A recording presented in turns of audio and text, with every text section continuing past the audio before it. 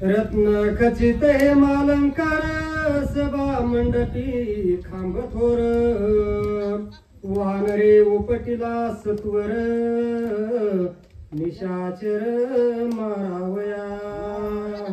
I saw लाभ बांधा दादा तुम्ही तशी गुरुजीने काय म्हणलं की माझा काय तुझी माझी ओळख नाही पण गाता गा भाता मला पाहिजे आणि रोज नित्य नेहमी प्राणी तो दुर्लभ लक्ष्मी वल्लभ तया जवळी इथं ट्राय काही लोकांना इथं हलकी वाद दिल्यावानी परिमाण आशा करतो इथं वाचायला लागले की तुमच्या मावशीला म्हणतात या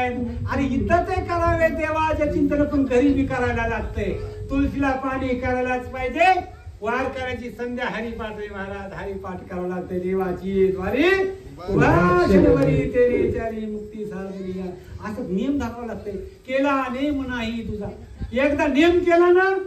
तर त्याच्यासारखा पुण्यवान तो त्याला त्याच्याच घरी काशी त्याच्याच घरी पंढरपूर सर्व असते महाराजा असं नियम कर घोटाळा होते सारे मंगळसूत्र नसलं ना का डोक्याला असा टिका सौभाग्याचं चिन्ह नसल्यानंतर किती बी असं नाकच नसल्यानंतर कुठं दागिना घालायचा आहे तसं आपला भाव भक्तीच नसलं ना अंतकरण नसलं तर कसं शक्य आहे हा म्हणून बाबा देवाचा एक गाव आम्ही विठोबाचे नाम नानिकाचे काम काय करायचंय हा इथं वाचणार वाचताना महाराज असं प्रेम भावे गावे गीत शुद्ध करून माणसाचं अंतकरण शुद्ध इथं आलं की शनिक वैराग्य काहीच कामात नसते अरे तू तर काहीच नाही बा आम्ही एवढा फडफडून निघालो साऱ्या अंगाने बाहेर माहिती थोडं काही चुकलं की बाहेर मध्ये ओठ तुला काय येत मी आळंदीचा विद्यार्थी साखरे महाराजांच्या सानिध्यामध्ये काय असते ते त्या आश्रमामध्ये साखरे आश्रमामध्ये म्हणून आम्हाला महाराज मुकळी म्हणा का ना महाराज हे चांगलं सांगितलं त्याचेही खंत वाटत नाही आणि महाग कुणी असे बोट बी मोडले त्याचाही राग येत नाही आमचं एकच झालंय हेच दान देगा देवा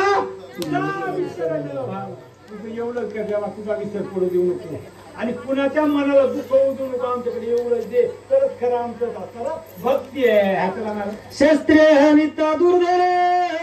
आला राक्षसांचा वार खांब उपटोनी अष्टधार रनिवान तसं हे राक्षस धावले पण माझ्या हनुमानजीने तिथलाच एक खांब मोठा होता ते उतारला प्रभो रामचंद्र भगवान की जय असं म्हणलं आणि भिरकारून तो हसणारा खांब मारलेला आहे मी रामाचा रामदूत आलो राक्षसा करावया घात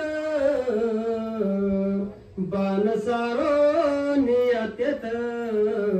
खांब घोंबडीत हनुमान म्हणतो अरे बाबानो आम्ही असणारा राजा प्रभू रामचंद्राचा दूत सेवक आहे अरे सेवक एवढं काम करत तर माझा मालक किती पराक्रमी असेल या ठिकाणी म्हणून तुम्हाला मी आता जगू देत नाही म्हणून तुमची काय अवस्था झाली चुकली या वर्मा फेरा पडे तुमचं वर्म चुकलाय तुमचा मार्ग चुकलाय म्हणून तुम्हाला हे दुःख प्राप्त झालंय असं हनुमानजी बोलू लागलेले वीरहानी ती शास्त्रास्त्री पुच्छनेवारी वरच्या वरी खांब हानिता विरासी करील चोरी जशी राजा तशी प्रजा आहे माय बापानो ज्या आपण राज्यात राहतो आपला राजा जर खोटा असेल तुम्हाला प्रजा ही खोटी राहते या ठिकाणी म्हणून संगती अशी संगती करे संतांच्या संगती मनो मार्ग गती अक्कलावा श्रीपती येणे पंते तसं तुम्ही या दुष्टाच्या सानिध्यात राहिला म्हणून तुम्ही दुःखाला प्राप्त झालात या ठिकाणी आता तरी सावध व्हा असं या ठिकाणी हनुमानजी म्हणतो तुम्ही दुःख तुम्हाला प्राप्त झालंय ना या संगतीमुळे झालंय उच्छेश्वेच्या विराते जाळी उरी श्री सर्वांग पोळी खांब हनुनी हनुमान बळी करी रांगोळी असणारा खांब फिरविला आणि ताक्षणची असणारा राक्षसावर टाकला त्याला सांगितलं देवा एवढं अमूल्य ध्येय दिलतात, पण या दुष्टाच्या संगतीत आल्यामुळे आमची अधोगती झाली आहे आणि या ठिकाणी आमचा असणारा शेवट वाईट झाला. त्याला सांगितलं बाबा, त्याला सांगतात बाबानो आम्ही चुकलो, तुम्ही तरी चुकू नका. देव आपल्या जवळ आलेला आहे आणि या तीर्थामध्ये स्नान करा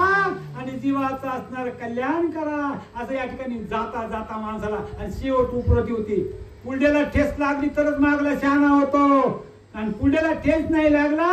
तर पुढलाही अधोगतीला जातो, मागलाही जातो. म्हणून बाबानो स्वल्प वाटे जाऊ, चला वाचे विठ्ठल गाऊ, या सोप्या वाटानं जाऊ आणि देवाचं नाम चिंतन घेऊ आणि जीवाचा उद्धार करू. कपीस मारावया रोकडे, कवची खडगी वीर वेंगाडे, थरकोनी सरकोनी चहुकडे, झाय देवडे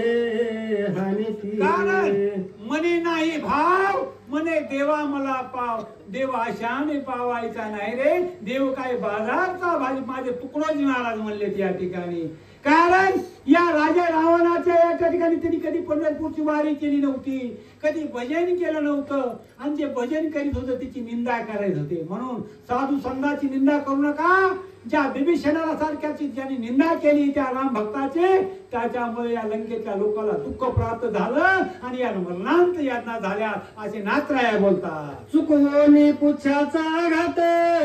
सन्मुख चुकवोनी आघात,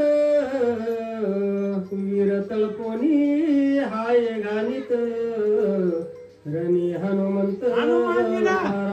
त्यांच्या वृत्तीचा महाराजा धडा घेतला, त्यांच्या कर्माचा धडा घेतला आणि सांगितलं आता चुकू नका, आता तरी चुकू नका, इथून लवकर जा